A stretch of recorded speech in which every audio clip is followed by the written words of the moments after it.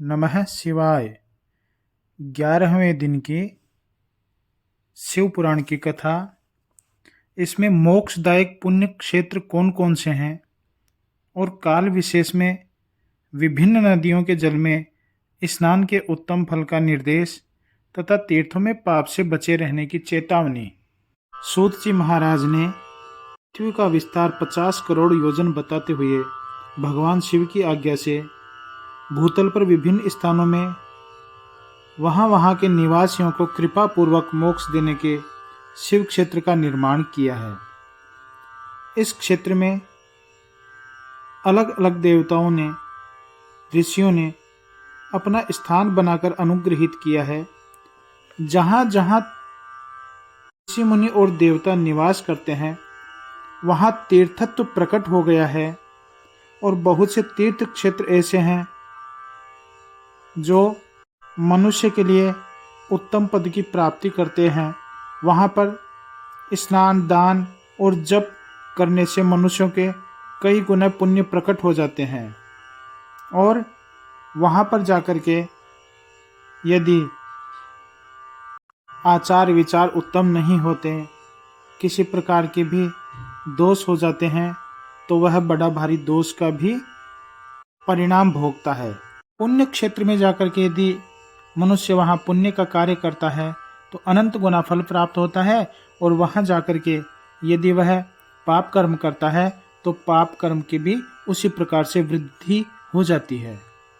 पुण्य क्षेत्र में अलग अलग नदियों के कितने मुख हैं, कितनी धाराएं हैं, यह बताते हुए सरस्वती नदी के 60 मुख और 60 धाराएं। हिमालय पर्वत से निकली हुई गंगा 100 मुख वाली नदी है।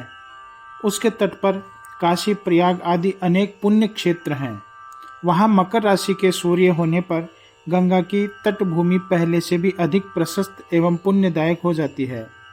सोनभद्र की नदी 10 धाराएं रखती है और बृहस्पति के मकर राशि में आने पर अत्यंत पवित्र तथा अभिष्ट फल देने वाली हो जाती हैं। इसी प्रकार नर्मदा के 24 मुख हैं और उसमें स्नान तथा उसके तट पर निवास करने से मनुष्य को वैष्णव पद की प्राप्ति हो जाती है।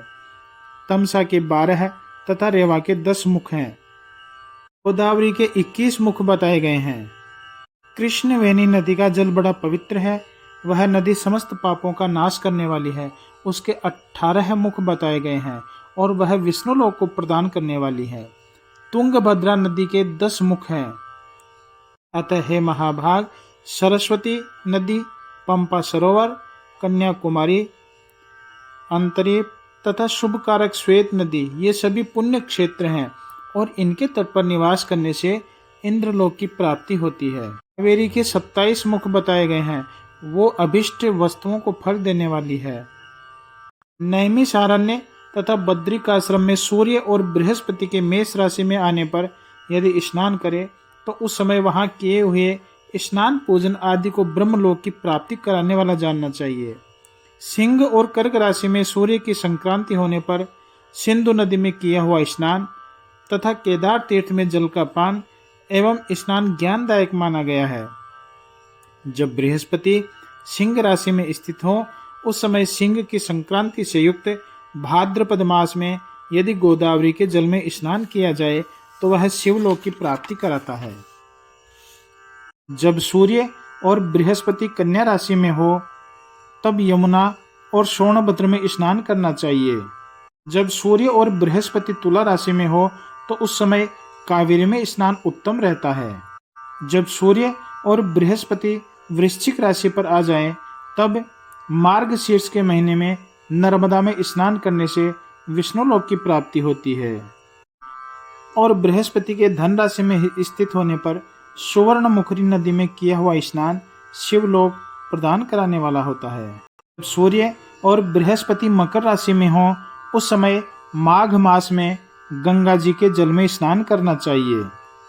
माघ मास तथा सूर्य के कुंभ राशि में स्थित होने पर फाल्गुन मास में गंगा जी के तट पर किया हुआ श्राद्ध, पिंडदान अथवा तिलोदक दान पिता और नाना दोनों कुलों के पितरों की अनेकों पीढ़ियों का उद्धार करने वाला माना गया है। सूर्य और बृहस्पति जब मीन राशि में हो तब कृष्णवेणी नदी में किए गए स्नान की ऋषियों ने बहुत प्रशंसा की है। ताम्रपर्णी और वेगवती ये दोनों नदियां ब्रह्मलोक की प्राप्ति रूप फल देने वाली है। सदाचार, उत्तम वृत्ति तथा सद्भावना के साथ मन में दया भाव रखते हुए विद्वान पुरुष को तीर्थ में निवास करना चाहिए, अन्यथा उसका फल प्राप्त नहीं होता। पुण्य क्षेत्र में किया हुआ थोड़ा सा पुण्य भी अनेक प्रकार से वृद्धि को प्राप्त होता है तथा वहाँ किया हुआ छोटा सा पाप भी महान हो जाता है। यदि पुण्य क्षेत्र में रहकर ही जीवन बिताने का निश्चय हो तो उस पुण्य संकल्प से उसका पहले का सारा पाप तत्काल नष्ट हो जाएगा। तीर्थ क्षेत्र में स्नान करने से कायिक, वाचिक और मानसिक सारे पापों का नाश हो जाता है। तीर्थों में किया हुआ मानसिक पाप वज्र लेप हो जाता है, वह कई कल्पों तक पीछा नहीं छोड़ता। वैसा पाप केवल ध्यान से ही नष्ट होता है, अन्यथा नहीं। वाचिक पाप जप से, कायिक पाप शरीर को सुखाने जैसे कठोर तप से नष्ट होता है। अतः सुख चाहने वाले पुरुष को देवताओं की पूजा करते समय, दान देते समय पाप से बचकर ही तीर्थ में निवास करना चाहिए। ओम नमः शिवाय, ओम नमः शिवाय, ओम नमः शिवाय, ओम नमः शिवाय, ओम नमः शिवाय, नमः शिवाय।